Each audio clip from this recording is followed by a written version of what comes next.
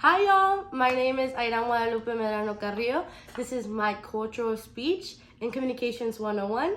Today is January the 28th, and here are my cards. One, and the back side. All right, we'll begin by showing off our audience today. We have the lovely Juan Pablo, Emma Carrillo, we have Susana, Fernanda, and my beautiful sister recording today, Dulce Medrano. All right, so I'm gonna begin by asking a question. How many of you guys are Mexican or know of Mexican culture today? Perfect, all of us. All right then, we'll begin by talking about how Mexican culture is usually divided. It can be divided into three parts. So we can divide it based on location and or where you grew up. So we'll begin by talking about how there is Northern Mexican culture, there is Central Mexican culture, and then lastly we'll be talking about Southern Eastern Mexican culture. So we'll begin by talking about Northern Mexican culture. What's in Northern Mexican culture? Well, Northern Mexican culture was 9 states before Baja California and Baja California Sur were then added to the United States of America.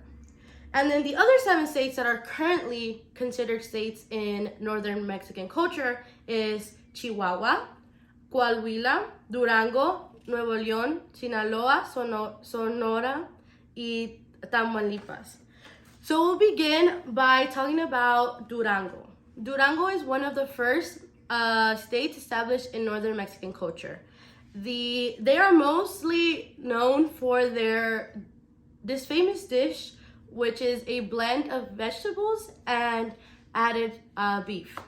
Then we'll continue on to Nuevo León, which is one of the later established states in Northern Mexican culture.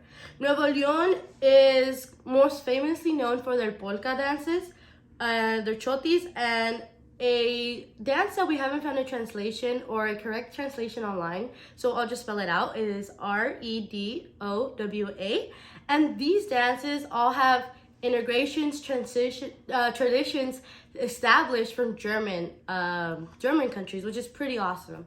And then we'll move on to Central Mexican culture. Central Mexico is best known for their 6 states and 1 federal district. There is Hidalgo, Mexican State, Michoacan, Mexico City, Morelos, Puebla, and Veracruz. We'll begin by speaking about Veracruz. Veracruz is one of the earlier states established in Central Mexico.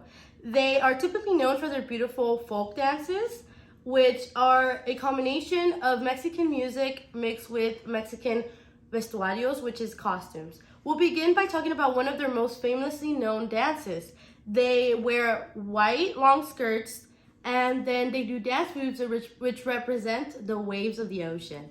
We'll then proceed to talk about their next cultural dance, which is a dance where there's flower pieces in the women's hair, which signify whether they are married or single. So for example, if a woman has their red rose on their left side, it's because they're single, and if they have it on their right side, it's because they're married. Then last but not least, we'll go to Michoacan. Michoacan is a state which my family's from and where the audience is from.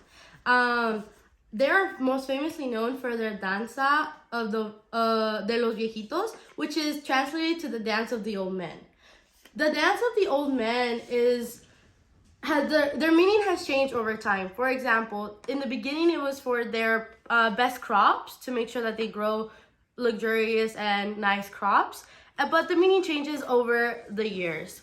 We'll then focus on the South or the Southern Eastern Mexican culture. The Southern Eastern Mexican culture is they form 8 different states.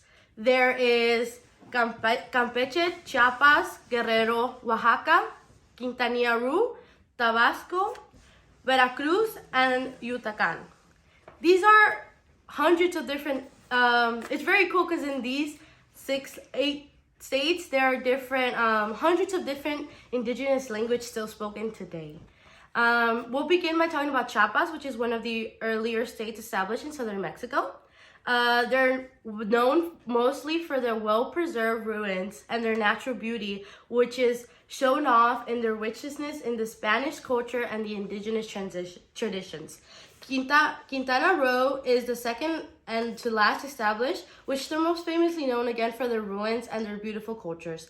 In conclusion, here is my Mexican speech. I hope you guys enjoyed it. Again, thank you for being here.